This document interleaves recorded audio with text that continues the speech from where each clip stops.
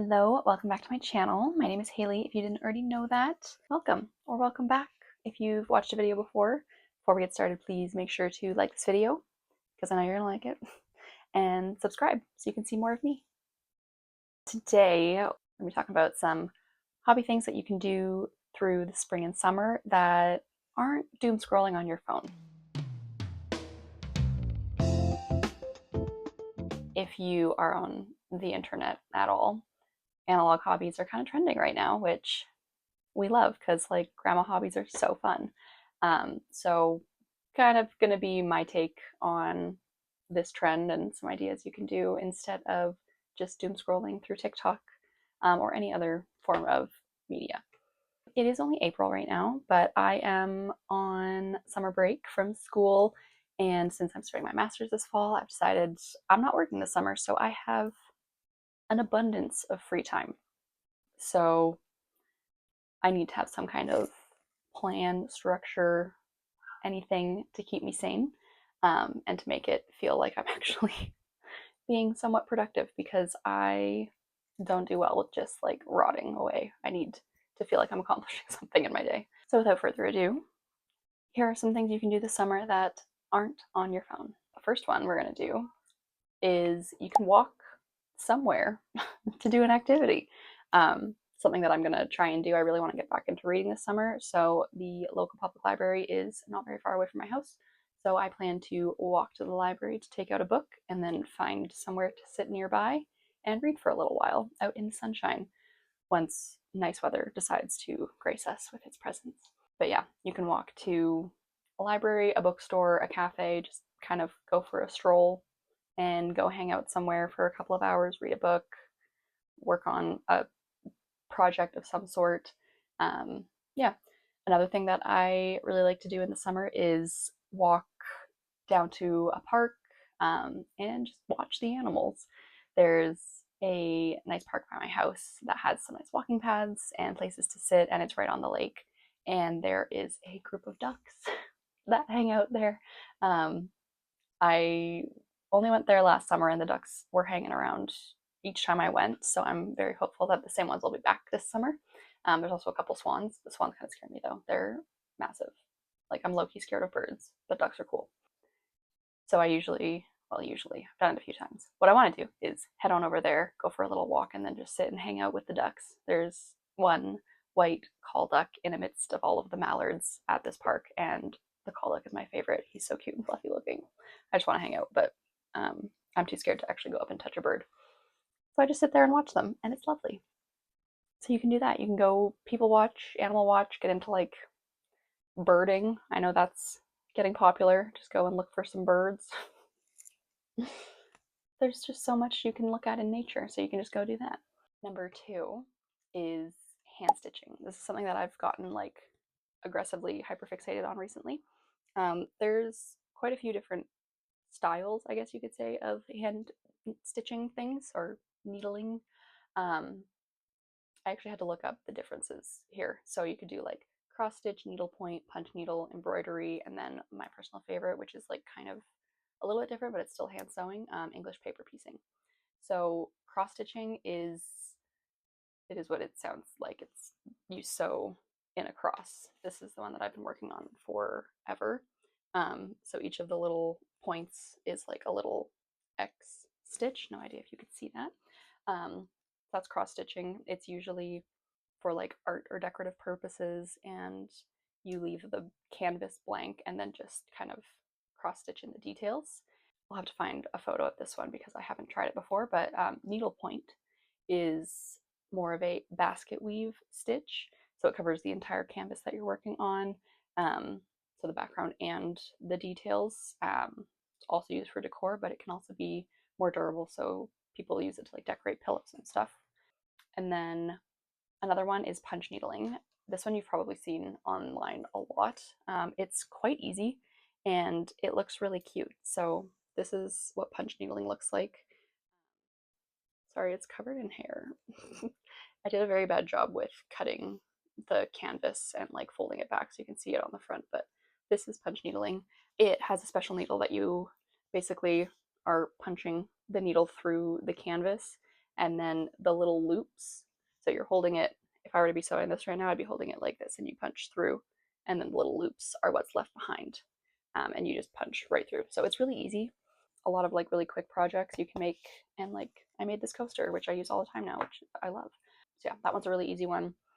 There's little kits and stuff at like Michael's. That's where I got that one.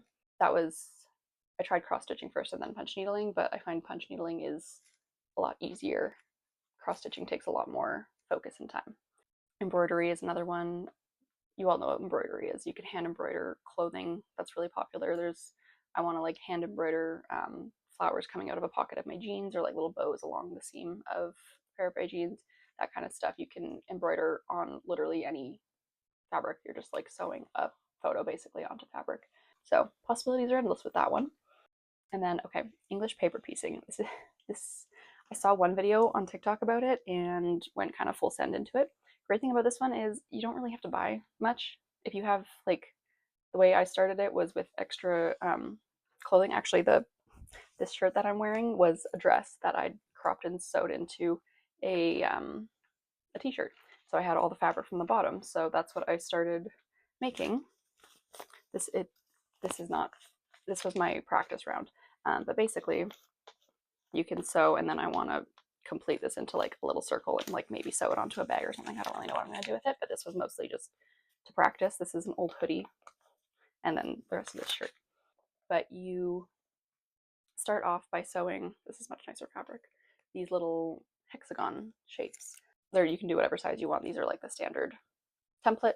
I literally just searched up a template and printed onto printer paper and then cut out the little shapes.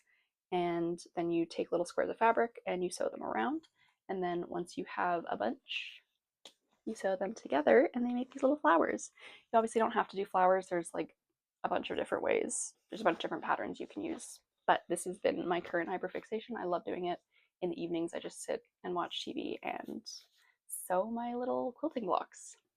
Yeah, so that's English paper piecing. Again, possibilities are endless. There's so many things I want to do with it, and it's very cheap, very easy. I just looked up a tutorial on how to do it, and if you have a needle and thread, fabric, and printer paper, that's all you need. It's great. Yes, it is going to take me forever to hand sew this entire quilt, but that's fine because I'm just enjoying making it. Okay, so that's all of the like hand stitching stuff that I'm hoping to do this summer. Next category is baking. I love cooking. I don't bake a lot. When I cook, I use a recipe as like kind of a guide, just an inspiration, and then I just kind of do whatever I want. Yeah, I do whatever I want when I cook, and it always works out. But with baking, you have to follow the recipe because chemistry. You can't just like willy-nilly throw stuff into a pan and bake it and it'll turn out fine. It's all very specific, which I tend to not enjoy. So one of my goals for this summer is to become a better baker. So I became inspired to do this because I found an account on TikTok. I know this is why I'm doing this, because I spend way too much time on TikTok. So hopefully if you're like me, this can help you spend less time on TikTok.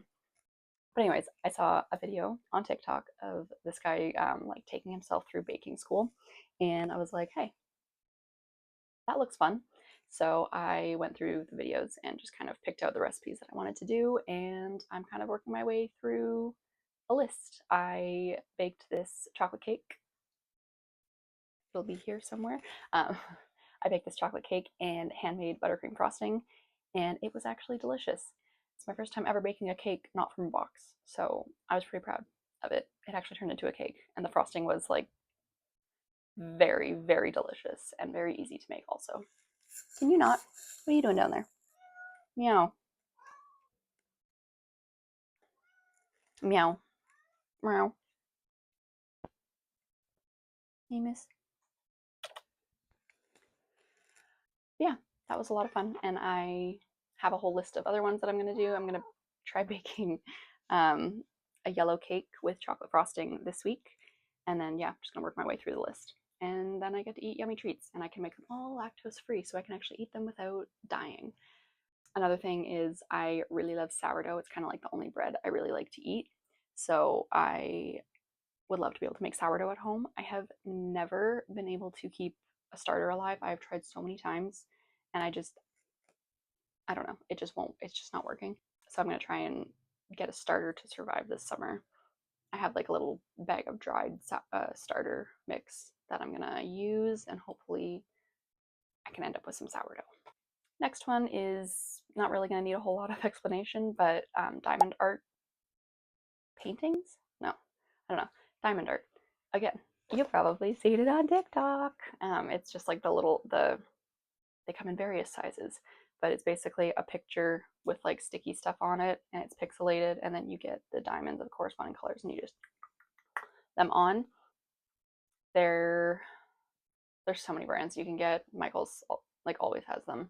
You can get super fun ones of like framed photos. You can do coasters, bookmarks. They've got a bunch of different ones. I highly recommend starting with a small one.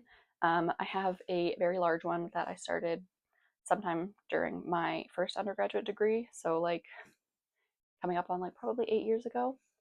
It's not finished. Shocking, I know. I didn't finish a project. But I don't know why I did this. I just thought it looked really cool. But I got another giant one that I really want to finish this summer so I can hang it up for the fall because it's like a skull. But I also have a pack of really small mushrooms. I finished one of those actually. So smaller is easier than you actually complete it until you know that you can like really zone in. Yeah, that one's fun. It's easy. You just buy the kit and go to town. Okay, next on like the kit front is the little like book nooks or like some sort of building kit. I can't get comfortable because I usually sit like a gremlin at my desk. I'm just gonna. Can you even see my knee? No, you cannot. They're like the little book nooks, little building kits that have a bajillion pieces. I messed up when I got mine. I thought I was getting one of like the little simple book nooks, but I bought a mini house by accident, and it has.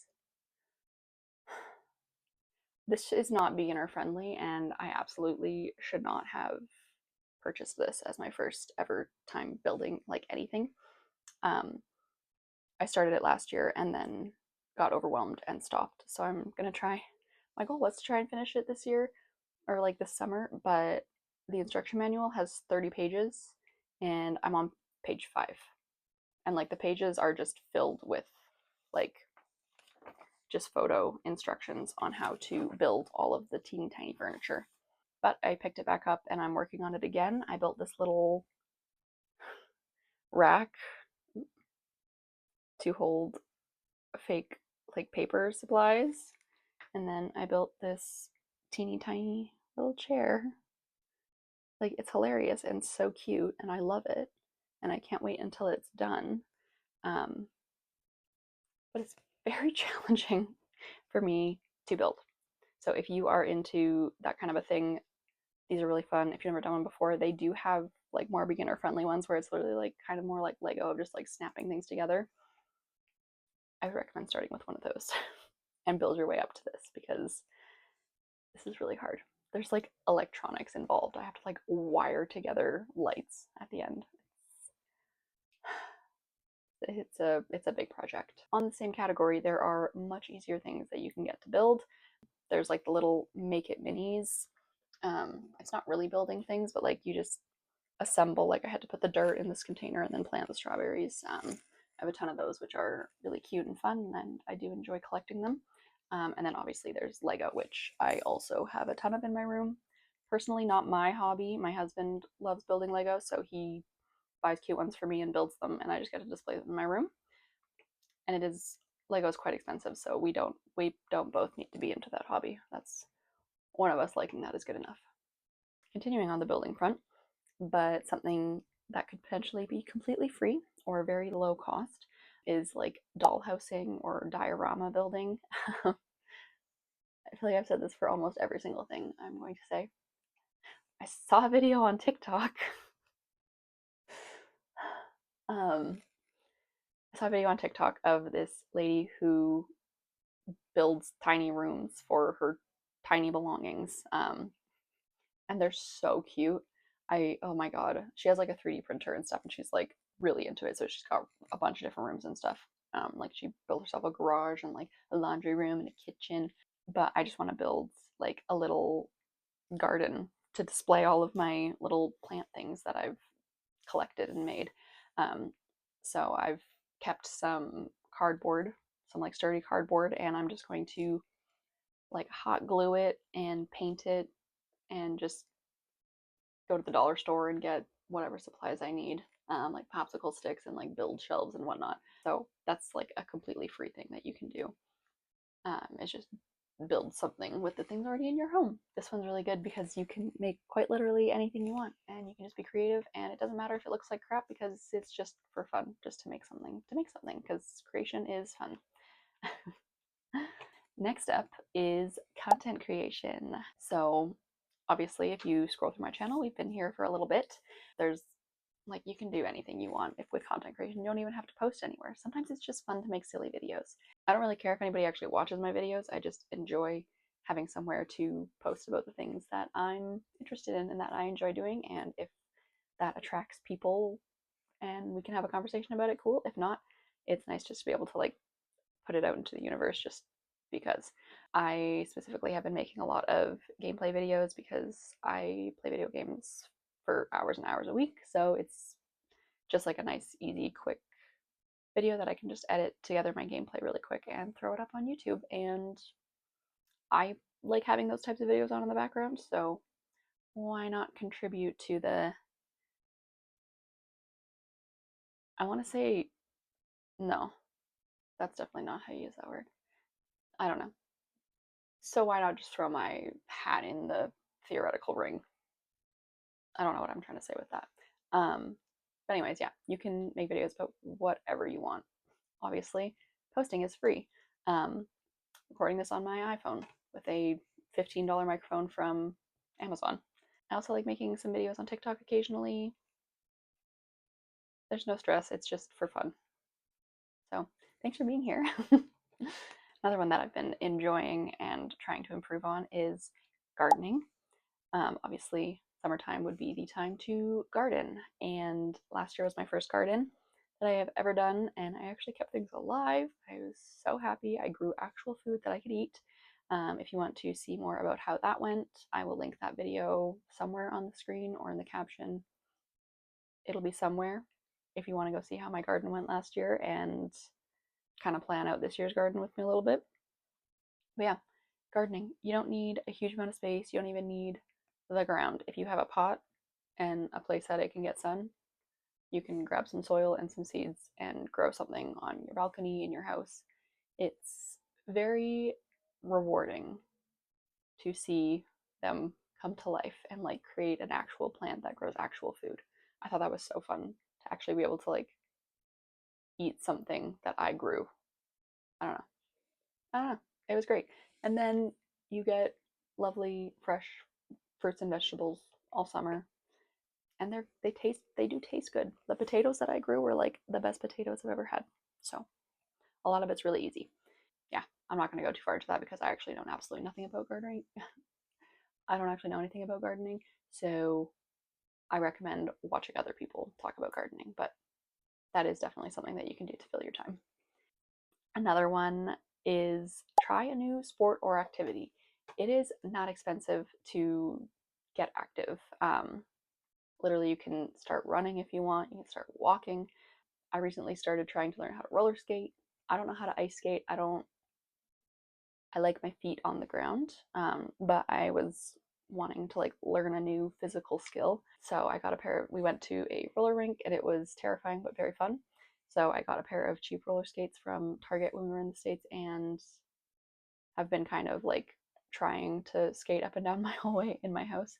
But once the weather gets nice, I'm gonna go find like a tennis court, something just with like nice flat ground, and just practice skating around there. Eventually, I want to get good enough that I can just like go for a skate around the neighborhood and skate outside and not face plant when I run over a tiny rock or something. You can grab a basketball. I'm sure you have a basketball court near your house or a basketball hoop of some sort near your house. They're in parks all over the place.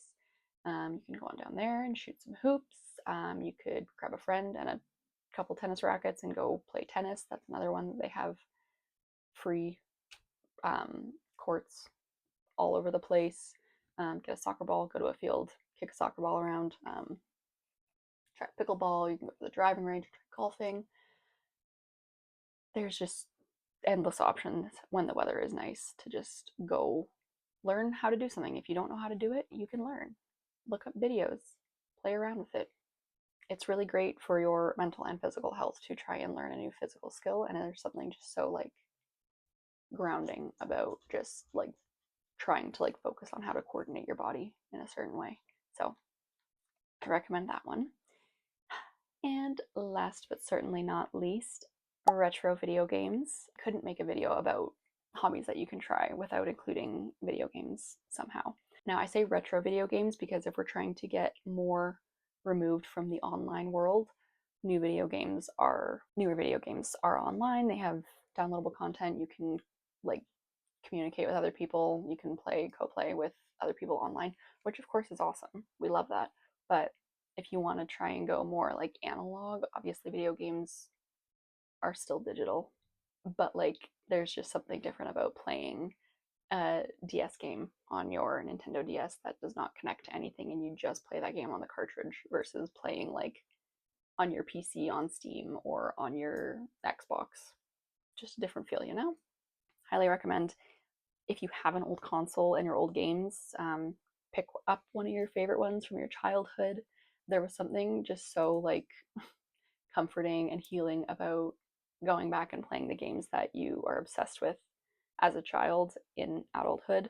That was kind of what sparked my whole re-entry into playing video games. I randomly decided to play my favorite game as a child like 2 years ago, and I played it nonstop for a long weekend, and then I've just kind of never gone back. So highly recommend. They're like, you love them as a kid. It's gonna feel kind of special to play them again as an adult, just like all the memories and stuff come back. And then like there's a billion games out there. I'm sure you can find something. Used video game stores are everywhere, so if you have an old console, you can just go there and try to find a game that you like, or browse eBay, Amazon. You can even go like to the game stores and buy an old console if you want to start getting into it. That is my little list of 10 things that you can do to help you disconnect from the online world. I am going to be trying to do all of these to spend less time on TikTok because, as we've discussed, I clearly spend way too much time scrolling on there. So yeah, let me know if you're going to try any of these down in the comments. Let me know if you have any other ideas. Share with the class. And yeah, don't forget to like this video and subscribe to my channel. And I will see you in the next video. Bye bye.